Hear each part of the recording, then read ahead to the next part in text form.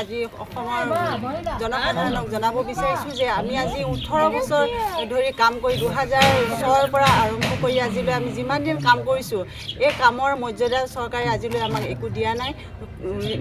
নিয়মীয়া কৰ্মচাৰীবিলাকৰ সমানে আমাক দৰমহাটো আমি আজিলৈ পোৱা নাই। নিয়মীয়া কৰ্মচাৰীয়ে যিমানখিনি দৰমহা পায় তাৰ আমাৰ 4 ভাগৰ 1 ভাগো আমি নাপাওঁ। গতিকে আমি আজি এই 3দিনীয়া কৰ্মবিৰতি আমি ল'ব লগা হৈছে। এই কৰ্মবিৰতি আমি প্ৰথম দাবী আমাৰ আছে আমাৰ সম হাৰত সম দৰমহা প্ৰদান কৰা আৰু আমাৰ নিয়মীয়াকৰণ কৰা। আৰু আজি আমি উলুবাৰী RPCৰ ফালৰ পৰা আমাৰ ধৰ্মঘটৰ বিষয়ে ক'বলৈ ওলাইছোঁ। আজি অতি দুখেৰে আমাৰ অসমৰ ৰাইজক জনাব বিচাৰিছোঁ যে আমাৰ সদৌ অসম স্বাস্থ্য ও কাৰিকৰী কল্যাণ সন্থাৰ ফালৰ পৰা আমি 3দিনীয়া কৰ্মবিৰতি কৰিবলৈ বাধ্য হৈছোঁ। কাৰণ 2006 চনৰ পৰা আজি 18 বছৰে নিষ্ঠাৰে কাম কৰি অহা সকলো NHM কৰ্মচাৰী চৰকাৰে কৰি অহা প্ৰবঞ্চনাৰ ফলত আজি আমি এই কাৰ্যসূচী ল'বলৈ বাধ্য হৈছোঁ। আমি NHMৰ সকলো কৰ্মচাৰীয়ে নিয়মীয়া কৰ্মচাৰীসকলৰ দৰে সকলোবোৰ কাম অবিৰতভাৱে কৰি আহিছোঁ। তাৰ পাছতো আমাৰ দৰমহাৰ ক্ষেত্ৰত বহুতখিনি বৈষম্য দেখিবলৈ পোৱা গৈ আছে। গতিকে আমি আমাৰ অসম চৰকাৰক হাতজোৰ কৰি অনুৰোধ কৰিছোঁ যে আমাৰ NHM কৰ্মচাৰীসকলৰ যিবোৰ দাবী আছে এই সকলোবোৰ যাতে আমাৰ অসম চৰকাৰে লগতে আমাৰ মুখ্যমন্ত্ৰী তথা আমাৰ স্বাস্থ্যমন্ত্ৰী ডাঙৰীয়াকো জনাওঁ যে আমাৰ এই অনুৰোধবোৰ যেন তেওঁলোকে পৰিপূৰ্ণ কৰি দিয়ে। আমাৰ প্ৰথম দাবী হৈছে যে বিশেষ নিযুক্তি প্ৰক্ৰিয়াৰে NHM কৰ্মীসকলক নিয়মীয়াকৰণ কৰিব লাগে। লগতে যেতিয়ালৈকে আমাৰ নিয়মীয়াকৰণৰ প্ৰক্ৰিয়াটো নকৰে তেতিয়ালৈকে আমাৰ সকলো NHM কৰ্মচাৰীক পে স্কেলৰ সুবিধা প্ৰদান কৰিব লাগে। লগতে যিবোৰ সা সুবিধা আছে মানে নিয়মীয়া কৰ্মচাৰীসকলে যিবোৰ সা সুবিধা পাই আহিছে আমাকো সেই সকলোবোৰ সা সুবিধা কৰি দিয়াৰ বাবে আমি অসম চৰকাৰক লগতে আমাৰ সকলো NHM কৰ্মচাৰীৰ ফালৰ পৰা আমি কাঠৰ অনুৰোধ জনাইছোঁ।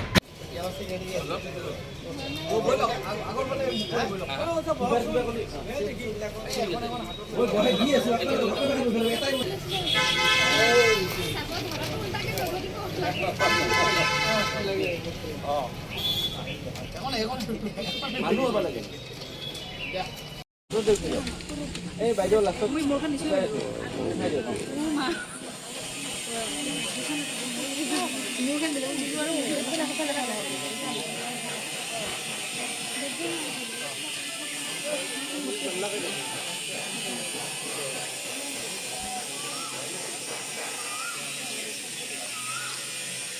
মুখ্যমন্ত্ৰী মহোদয় আৰু আমাৰ স্বাস্থ্যমন্ত্ৰী মহোদয়ে যাতে আমাক সপ্তম দৰমহা আয়োগৰ নিয়ম মতে যিখিনি দৰমহা পাওঁ কৰ্মচাৰীখিনিক ছিনিয়ৰিটিখিনি ৰাখি মানে পে' প্ৰটেকশ্যনটো লাগু কৰি আমাক যাতে স্কেল পে'ৰ ব্যৱস্থাটো কৰে। লগতে NPS বা UPSৰ ব্যৱস্থাটো যেনেকৈ কৰ্মচাৰীবিলাকক দিছে পাৰ্মানেণ্ট কমিশ্যন কৰ্মচাৰীখিনিক, কাৰণ ইকুৱেল ফেভৰ ইকুৱেল ৱৰ্ক নামৰ এটা জাজমেণ্ট আছে হাইকোৰ্টৰ পৰা। তো সেই জাজমেণ্টটোৰ হিচাপতে আমি বিচাৰিছোঁ যাতে আমাক 7 পে'টো লাগু কৰি স্কেল পে'ৰ হাৰত দৰমহা দিয়ে। আৰু আমি যিখিনি চৰকাৰী কৰ্মচাৰী পাৰ্মানেণ্ট কৰ্মচাৰী যিখিনি সুবিধা পায় সেইখিনিয়ে যাতে আমাক লাগু কৰি দিয়ে, যেনেকুৱা বেংক লোন, ঘৰৰ লোন, এইখিনি ব্যৱস্থা যাতে আমি পাওঁ তাৰ কাৰণে আমি তেওঁৰ ওচৰত মানে প্ৰাৰ্থনা জনাইছোঁ। প্ৰাৰ্থনা জনাই আমি মানে এইটো ষ্ট্ৰাইক কৰিছোঁ। আমাৰ কাৰ্যসূচীটো আজি আৰম্ভ হৈছে আৰু 6 তাৰিখে শেষ হ'ব। আজি অহাকালি আৰু পৰহি এই কাৰ্যসূচীত আমি ইমাৰ্জেঞ্চি ডিউটিবিলাক খোলা ৰাখিছোঁ। যিকোনো ইমাৰ্জেঞ্চি ডিউটি খোলা থাকিব, যেনেকৈ বাচ্ছা ডিপাৰ্টমেণ্ট যিটো নিকু বুলি কোৱা হয়, neonatal ICU, intensive care unit ICU, injection room, plaster room, X-ray room, এইবোৰত যোনে যোনে ডিউটি কৰি আছে NHM-ৰ যোন নাইট ডিউটি কৰি আছে তেওঁলোকে কোনো ষ্ট্ৰাইক কৰিব নালাগে। হ'লো গোটেইখিনি NHM-ৰ টেকনিকেল কৰ্মচাৰী। আপোনালোকে দেখিছে আমাৰ ইয়াতে থিয় হৈ থকা কেইজনী মেক্সিমাম ষ্টাফ নাৰ্ছ GNM। ইয়াতে আমি ডক্টৰো আছোঁ, এওঁ ডক্টৰ হয়, ময়ো চিকিৎসক। তো আমি NHM-ত আমাৰ NHM ষ্টাৰ্ট হয় 2006-ৰ পৰা ষ্টাৰ্ট হৈছে। 2006-ৰ পৰা আজি 18 বছৰ হ'ল। 18 বছৰত NHM-ৰ মানুহখিনিয়ে অসম চৰকাৰক বহুতখিনি দিলে, চিকিৎসা ক্ষেত্ৰত বহুতখিনি দিলে।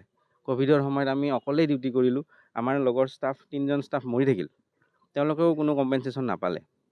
এনে কিবা অলপ পাইছে ধৰক, সেইখিনি কোনো যথেষ্ট নহয়। এতিয়া কথাটো হ'ল ইমান দিনে আমি ছাৰ্ভিচ দি থকাৰ পাছতো আমাৰ তেতিয়াৰ সন্মানীয় হেল্থ মিনিষ্টাৰ ডাঙৰীয়া হিমন্ত বিশ্ব শৰ্মাদেৱে কৈছিল যে 2016-17তে তেওঁ নিউজ চেনেলৰ সন্মুখত কৈছিল যে NHM-ৰ কৰ্মচাৰীখিনিক আমি অনতিপলমে নেক্সট অধিৱেশনতে আমি তেওঁলোকক পাৰ্মানেণ্ট কৰিম আৰু নকৰা পৰ্যন্ত তেওঁলোকক আমি সপ্তম দৰমহা আয়োগৰ মতে দৰমহাটো প্ৰদান কৰিম। তো সেই আশা লৈ আমি এতিয়ালৈকে কাম কৰি থাকিলোঁ। আমি কোনোদিনে ষ্ট্ৰাইকৰ পক্ষত অহা নাই, ষ্ট্ৰাইক কৰিব লগাও হোৱা নাই, আমি নিজেও কৰা নাই। কোনোবাই ষ্ট্ৰাইক কৰিম বুলি ক'লে আমি নিজে হাক দিওঁ যে নালাগে, ছাৰে আমাক দিব। কিন্তু এতিয়া সেই ধৈৰ্যটো আমাৰ ভাঙি থাকিল, কাৰণ ইমান বছৰ হ'ল আমি একোৱেই নাপালোঁ। এতিয়া যদি আপোনালোকক মই ক'বলৈ যাওঁ মোৰ চেলাৰী কিমান, মোৰ লাজ লাগে ক'বলৈ। কাৰণ আজি আমাৰ গ্ৰেড 3 এজন ফাৰ্মাচিষ্টে বা GNM নাৰ্ছ এজনীয়ে পাৰ্মানেণ্ট ছেক্টৰত 36,000 38,000ত জইন কৰে। আমাৰ NHM-ত কিমানত জইন কৰে জানেনে? মাত্ৰ 16,000 পৰা 18,000 টকা। তাৰপাছত তেওঁলোকে গোটেই জীৱনভৰ ইয়াৰলি ক'ৰবাত 5% নহ'লে 3% ইনক্ৰিমেণ্ট পায়, তাকো পাৰফৰ্মেঞ্চ বেচিছত। আপুনি যদি ভাল কাম কৰে তেতিয়াহে সেইখিনি পাব। এতিয়া বাৰু সেই ছিষ্টেমটো উঠাইছে, কিন্তু বহুত কম ইনক্ৰিমেণ্ট দিয়ে, যাৰ ফলত এতিয়া ইমান মূল্যবৃদ্ধি হোৱাৰ পাছত আমাৰ মানে সংসাৰবোৰ নচলা হৈছে। আমি টেকনিকেল কৰ্মচাৰী, আমাৰ নিজা ইনকাম চ'ৰ্চ আমি কৰিব পাৰোঁ, আমি ডিউটিত থাকি দি সেইবোৰ কাম কৰি থাকিব পাৰোঁ, কিন্তু আমিতো সেনেকুৱা কৰা নাই, কাৰণ NHM টোটেলি পাৰফৰ্মেঞ্চ বেছড। তো পাৰফৰ্মেঞ্চ ভাল থকাৰ কাৰণে আজি NHM অসমে আপোনালোকে হয়তো জানে অল ইণ্ডিয়াৰ ভিতৰত নাম্বাৰ 3 ৰেংকত আছে। এবাৰ 2 ৰেংকত আছিলে 2022-ত, 2023 3 ৰেংকত আছিলে।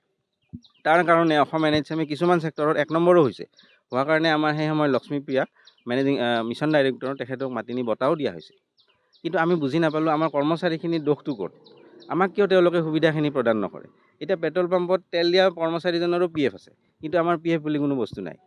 আমি যিখিনি লামচাম ৰেমুনাৰেশ্যন পাওঁ সেইখিনিৰে আমি ঘৰ চলাবলগীয়া হয়। এতিয়া যিমানখিনি আমাৰ আজি ষ্ট্ৰাইক কৰা কৰ্মচাৰী মোটামুটি 22,000 হ'ব। টোটেল NHM-ত 28,000মান কৰ্মচাৰী আছে, তাৰে 25,000ৰ ওচৰত টেকনিকেল কৰ্মচাৰীয়ে আছে, যিয়ে গোটেই NHM চলাই আছে। হয়, বৰপেটা ডিষ্ট্ৰিক্টত 875জন আছে আৰু পাৰ্মানেণ্ট ষ্টাফ আছে 1032জন। মোটামুটি 50-50 ধৰক, মানে হেল্থ ছেক্টৰটো প্ৰত্যেক জিলাই কিছুমানত NHM ষ্টাফ বেছি আছে। আজি যে ষ্ট্ৰাইক হৈছে কিছুমান সৰু হস্পিটেল কমপ্লিটলি বন্ধ হৈ গৈছে, কাৰণ তাতে গোটেইকেইজন NHM-ৰ কৰ্মচাৰীয়ে কাম কৰি আছে।